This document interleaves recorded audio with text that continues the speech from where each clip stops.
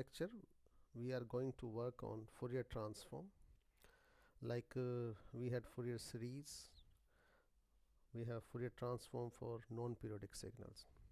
So we will be dealing only with respect to the non-periodic signal. So a Fourier transform pair is always denoted as xt, Fourier transform j omega. Somewhere you will find it written as xj omega also. We just want to, it's basically in the complex format, we want to say it in that way.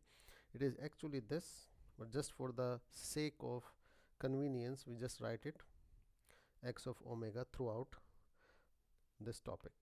Okay, so if we have a time limited signal and we want to change this signal to frequency domain, then the Fourier transform can be find out using this minus infinite to infinite x of t e raised to the power minus j omega t into dt.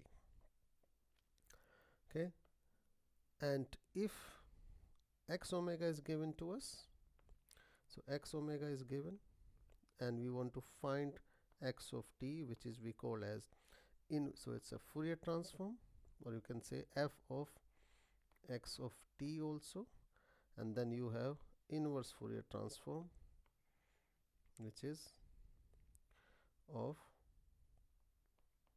xt. Then you can say that inverse Fourier transform of x omega, it is equals to 1 divided by 2 pi minus infinite to infinite x of omega e raised to the power plus j omega t and d omega. Remember, you need to check that here, because we want to change it from omega t to omega, so the integration is with respect to t. Here we want to change it from omega to t, so the integration is with respect to omega. Okay, so let's take a small example for it. The first function, let's say the impulse function you want to integrate, or you can say your x of t is equals to impulse function or delta t. Then what is the Fourier transform of it? F of x of t is equals to f of impulse function, which is equals to minus infinite to infinite your delta t into e raised to the power minus j omega t.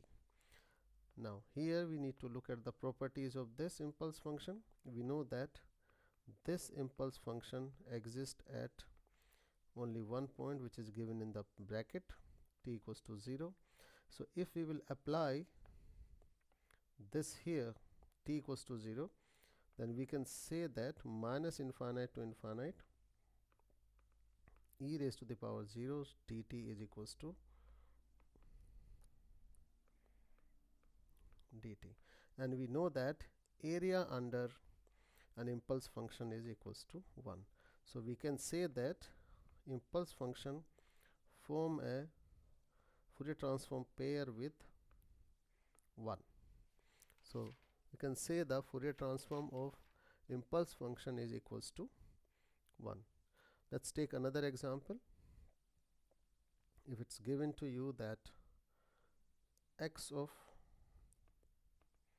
t is equals to e raised to the power minus at ut, and it's also given to you that a is greater than equals to a is greater than 0, and you need to find the Fourier transform of this.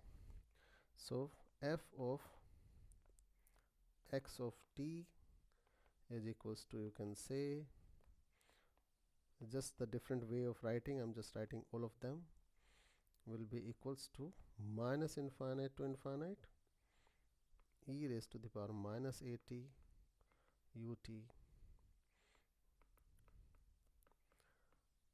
Now basically if you see, my xt is a multiplication of two function, one is exponential and another one is unit step. So if you look it more closely, as I explained in my previous videos, that this is going to give you the amplitude, and this is going to give you the limits of integration, because we are considering whole range of limits here. So we need to define it for the function only. So we know that ut is 1 for t greater than equals to 0 and 0 elsewhere. So we can say that it's equals to 0 to infinite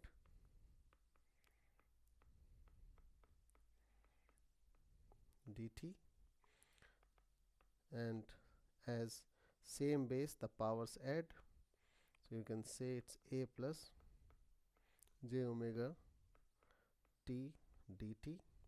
When you will integrate it, it will be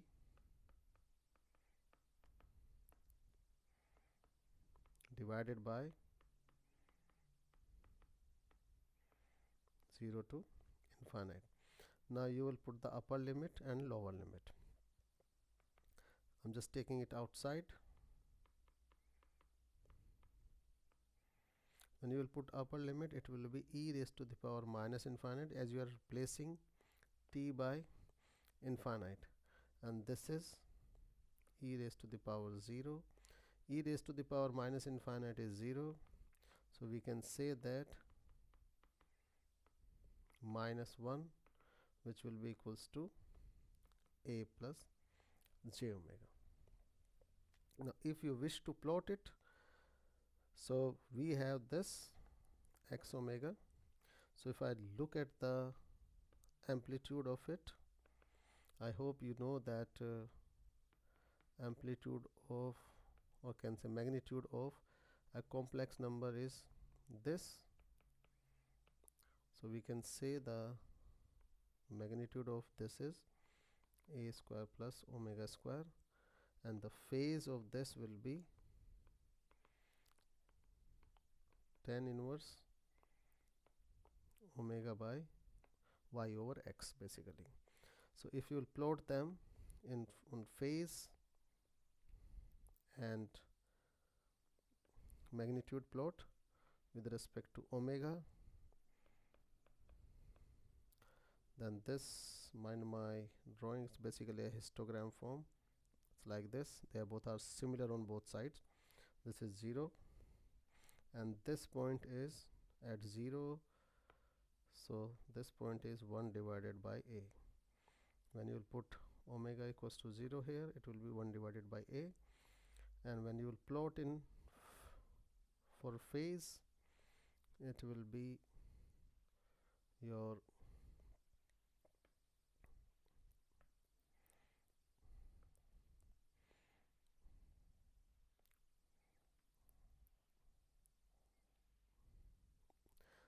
they again are symmetric on both sides.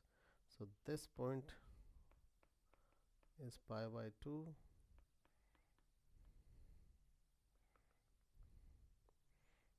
this is minus pi by 2. Okay, in the next lecture we will cover more questions based on Fourier